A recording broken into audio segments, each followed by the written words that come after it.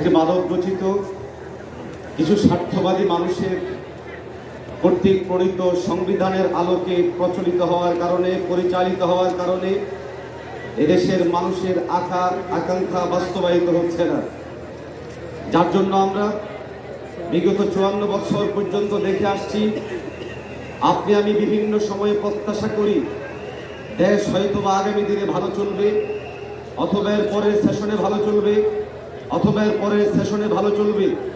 এভাবে হতে হতে আজকে 54 বছর পেরিয়েছে। বাংলাদেশ মুক্তি পাবে এমন কোনো সম্ভাবনা আজ পর্যন্ত আপনি আমি দেখছি না। সুতরাং এই মুহূর্তে রাষ্ট্রকে পরিপূর্ণভাবে সংস্কারের মাধ্যমে, বিশেষত যেই সংবিধান প্রণয়নের মাধ্যমে এই বাংলাদেশে ইসলাম এবং ইসলামী শক্তিগুলোকে বরাবরই দমিয়ে রাখা হয়েছে, সময় এসেছে 24-এর গণঅভ্যুত্থান পরবর্তী এই সময়ে টেকনাফ থেকে তেতুলিয়া পর্যন্ত এই আওয়াজ উঠাতে হবে। বাংলাদেশের আকাশ, বাংলাদেশের জমিন, বাংলাদেশের প্রত্যেকটা অঞ্চল থেকে ইসলাম জাগরণ হওয়ার জন্য, ইসলাম জাগরিত হওয়ার জন্য অপেক্ষায় আছে। আপনার আমার জন্য জরুরি হয়ে পড়েছে টেকনাফ থেকে তেতুলিয়া পর্যন্ত আন্দোলন সংগ্রাম করে তোলার।